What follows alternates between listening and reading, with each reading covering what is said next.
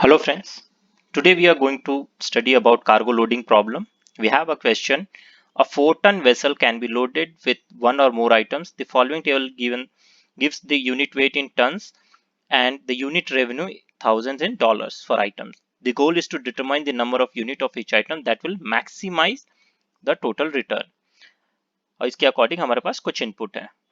Question में note करने के लिए ये हमारे पास 4 टन वेसल है. तो ये हम यहाँ नोट कर लेंगे. Maximum load which is given as max 4 tons और वेट हमारा टन्स में है और रिटर्न हमारे डॉलर्स में है. तो आइए दोस्तों इसको सॉल्व करना समझते हैं. इसको सॉल्व करने के लिए हम एक फॉर्मूला यूज करेंगे. वो फॉर्मूला है हमारा रिकर्सिव फंक्शन. तो रिकर्सिव फंक्शन को यूज करने के लिए हमें फाइंड आउट करना है allocated weight upon the value will be 4 and then 70. ये 4 और 70 कहाँ से आया वो देखते हैं. 4 is our weight. ये फर्स्ट आइटम का हमने वेट कंसीडर किया हुआ है और ये 70 हमारा रिटर्न्स है जो कि डॉलर्स में गिवन है. ये हमारा स्टेप 1 है दोस्तों. अभी क्वेश्चन में नोट करने की चीज है कि हमारे पास 3 आइटम्स है तो हमारे पास टोटल 3 स्टेप्स होंगे. हमने स्टेप 1 का फॉर्मूला लिखा है, उसमें कुछ उसकी वेट और रिटर्न यूज करके हमने एक फॉर्मूला जनरेट करा हुआ है. अभी इसको हम कैलकुलेट करेंगे यूजिंग वन टेबल. मैंने सिंप्लिसिटी के लिए टेबल अपने पास कॉपी करके रख ली है. तो ये हमारे पास एक टेबल है दोस्तों. अभी आओ देखते हैं कि ये कैलकुलेशन एग्जैक्टली हो कैसे रहा है. तो हमारे पास जो टेबल है इसमें स्टेट वेरिएबल्स हैं, एलोकेटेड वेट है और F1 और X1.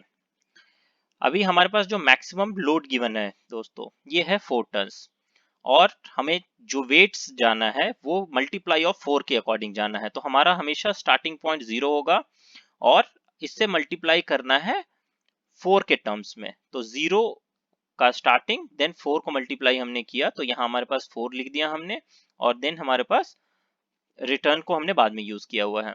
अब इसके कैलकुलेशन को समझना बहुत इंपॉर्टेंट है. अभी हमारे को x1 की वैल्यू यहाँ क्या है दोस्तों 0 है.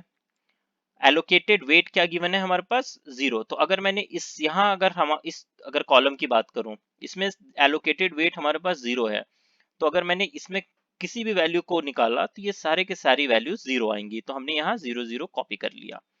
अभी अगर हमारे पास वेट चेंज हो रहे हैं, यहाँ पर 0 है उसके बाद हमारे पास वेट 4 आया है तो 4/4 इट विल बी 4/4 इंटू 70. तो ये कट हो जाएगा, ये हमारे पास 70 आता है. तो ये हमने यहाँ पर मेंशन किया हुआ है.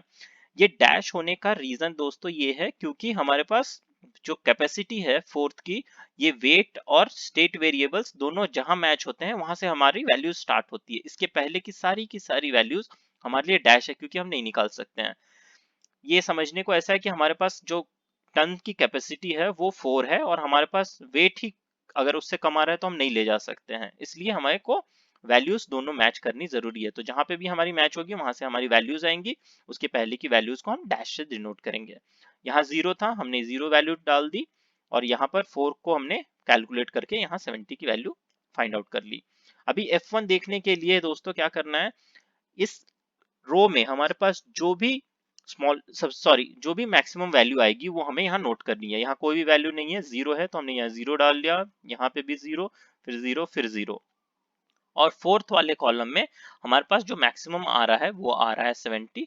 तो हमने यहाँ 70 कॉपी किया. और ये M1 कैसे डिसाइड हो रहा है दोस्तों वो ध्यान देना. अगर हमने 0 देखा यहाँ पर तो 0 हमारे पास, अगर मैं यहाँ 1 और 2 नंबरिंग करूं तो ये सिर्फ नंबरिंग पॉइंट ऑफ व्यू से आप समझना, ये नंबर 1 है ये नंबर 2 है. तो 0 कहाँ है हमारे पास नंबर 1 में, तो हमने यहाँ 1 किया, यहाँ पे फिर से 0, नंबर 1 नंबर 1 नंबर 1. और यहाँ जो मैक्सिमम वैल्यू आ रही है 70 की ये आ रही है नंबर 2 को, इसलिए हमने यहाँ पर नंबर 2 मेंशन करा है. इससे हमारे पास ये दो वैल्यूज आ जा रही हैं F1 की और M1 की. अभी हमारा काम है हम स्टेप नंबर 2 को देखते हैं दोस्तों. स्टेप 2 में भी जो हमारा फॉर्मूला है वो ऑलमोस्ट सेम होगा बट एग्जैक्टली नहीं होगा. अभी उस फॉर्मूला को समझना एक इंपॉर्टेंट चीज है. ये हमने यहां से स्टेप 2 यूज किया. फिर से हम निकालेंगे यहाँ रिकर्सिव फंक्शन और रिकर्सिव फंक्शन का जो फॉर्मूला है वो होगा हमारा कुछ इस तरीके का। ये हमारे पास रिकर्सिव फंक्शन का फॉर्मूला है। अभी आप ध्यान से देखोगे तो ये जो फर्स्ट पार्ट है ये वैसे का वैसा ही हमें वैल्यूज डालकर यहाँ पे लिखनी होगी।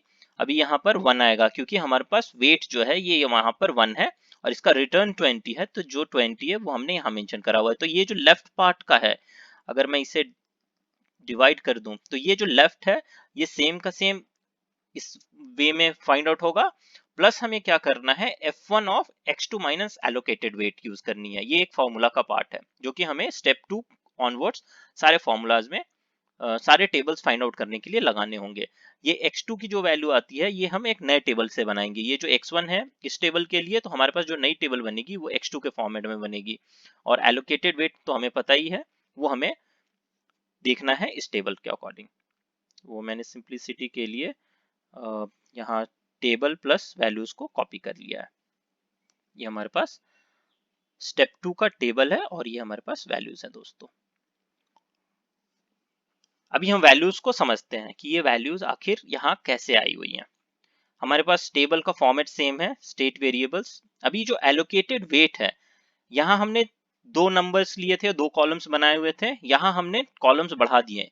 मैंने पहले ही बताया ये मल्टीपल्स में जाता है, तो अगर मैंने इससे मल्टीपल ऑफ 1 में मुझे यूज करना है तो मल्टीपल ऑफ 1 का मतलब 0 का मल्टीपल 1 में मेरे को 1 ऐड करना है, फिर इसमें 1 ऐड और करूंगा, फिर इसमें 1 और ऐड करूंगा, फिर इसमें 1 और ऐड करूंगा। और ये मैक्सिमम कहां तक जाएगा दोस्तों, ये हमारा जाएगा 4th नंबर तक, क्योंकि हमारे पास मैक्सिमम लोड अलाउड है 4th।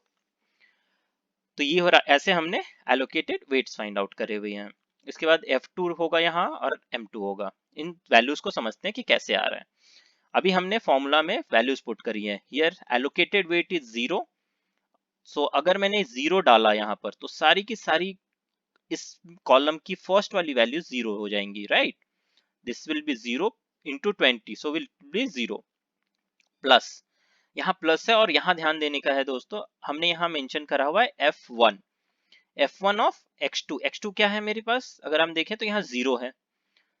0 माइनस एलोकेटेड वेट कितनी है, यहाँ फिर से 0 है, तो 0 minus 0 will be 0। So f1 of 0, this is f1 of 0 is this one. तो हमने यहाँ पर 0 मेंशन करा हुआ है। अभी f1 of x2 that is x2 sorry x2 क्या है हमारे पास 1 minus 0 will be 1। f1 of 1 क्या है हमारे पास, f1 ऑफ 1 फिर से 0 है, तो हमने यहाँ 0 मेंशन करा हुआ है। अगर हम नेक्स्ट, अभी देखो दोस्तों मैंने ये ऑलरेडी फ्रीज किया हुआ है 0, इसलिए हम इसकी बात लेफ्ट वाले की बात नहीं कर रहे हैं, हम प्लस के बाद वाली की बात कर रहे हैं। तो f1 ऑफ x2 क्या है मेरे पास, नेक्स्ट x2 की वैल्यू है मेरे पास 2 की, और 2 माइनस एलोकेटेड वेट कितनी है 0, 2 minus 0, so it will be f1 of 2। f1 of 2 क्या है, ये मुझे पुराने टेबल से देखना है। f1 ऑफ 2 इज अगेन 0, तो हमने यहाँ 0 लिख दिया, यहाँ पे भी f1 ऑफ 3 उसके बाद 0 आएगा। इसे हम लास्ट वाले वैल्यूज को देख लेते हैं। f1 ऑफ x2 की वैल्यू क्या है, x2 is 4 minus allocated weight is 0, so 4 minus 0 will be 4। f1 of 4 मुझे चेक करना है, f1 ऑफ 4 विच इज 70, तो ये हमने यहाँ 70 की वैल्यू यहाँ डाल ली। सेम वे में हमें फर्स्ट के साथ सेकेंड थर्ड फोर्थ, क्योंकि हमारे पास सारे में फॉर्मूला सेम है बट वैल्यूज डिफर हो रही हैं क्योंकि हमारे कॉलम्स चेंज हो रहे हैं, वैसे हमने सारी की सारी वैल्यूज यहाँ पे फाइंड आउट करी हुई है। और F2 के लिए हमें जो भी मैक्सिमम रोज में दिख रही है वो वैल्यू डालनी है। तो यहाँ हमारे पास मैक्सिमम क्या है 0, हमने यहाँ 0 मेंशन किया। इसमें अगर मैं कंपेयर करूँ इन दोनों में तो हमारे पास मैक्सिमम 20 है, इसमें मैक्सिमम हमारे पास 40 है, then our maximum is 60 here, और इसमें हमारे पास maximum is 80, so this will be 80। Dash का मैंने फंडा बता दिया था आपको दोस्तों, जहां पर हमारे वैल्यूज मैच कर रहे हैं वहां से हमें यूज करना है। तो अगर मैं ये देखूं कि यहाँ 1 और यहाँ 1, तो ये दोनों पॉइंट कॉन्साइड हो रहे हैं, तो इसके ऊपर की वैल्यू हमें हमेशा डैश में लगानी है। यहाँ पर अगर मैं 2 की वैल्यू करूँ तो यहाँ एक लाइन अगर मैं ड्रॉ करूँ, यहाँ डॉटेड लाइन, तो इसके ऊपर की वैल्यूज हमें डैश में डालनी है। अगर मैं 4th की बात करूँ तो यहाँ पर हमारे पास 4th आया और यहाँ पर हमारे पास 4 आया, तो यहाँ पर वैल्यू मैच कर रही है तो इसके ऊपर की सारी वैल्यूज हमारी डैश के फॉर्मेट में होंगी। ये था हमारा स्टेप नंबर 2। अभी स्टेप 3 देखते हैं दोस्तों।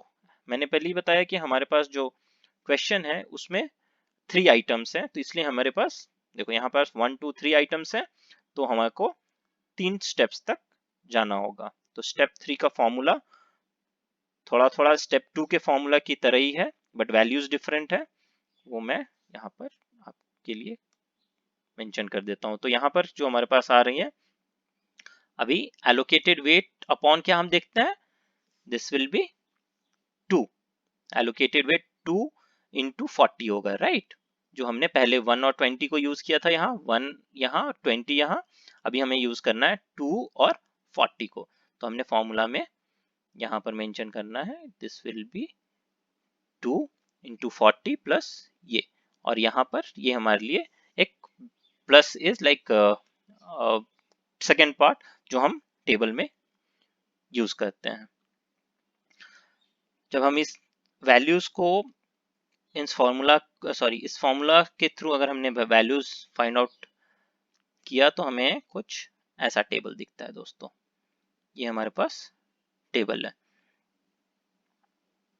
ये हमारे को टेबल दिखा। अगर हम वैल्यूज फाइंड आउट करें, देखो आप हमारे पास यहाँ है एलोकेटेड वेट, अगर हमारे पास 0 आ जा रही है यानी कि ये पूरी की पूरी रो हमारे को 0 आ जाएगी, तो हमने यहाँ पहले सारे में यहाँ 0 लिखा, प्लस f2 ऑफ x3 की वैल्यू अगर मैं देखूं तो अगर मैं x3 की वैल्यू 0 है, 0 minus allocated weight is 0, 0 minus 0, so f2 of 0 मुझे देखना है।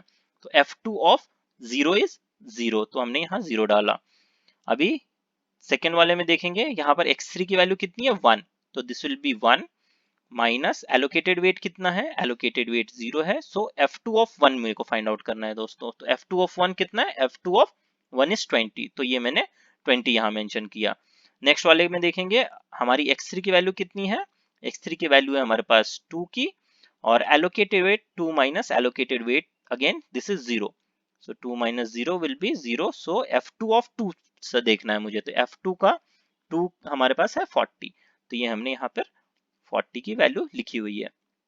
इस फॉर्मूला को यूज करके हमने यहाँ पर सारी वैल्यूज फाइंड आउट कर ली हुई है, और F3 स्टार की वैल्यूज भी फाइंड आउट करनी है, जो कि हमारा मैक्सिमम होता है एक रो का।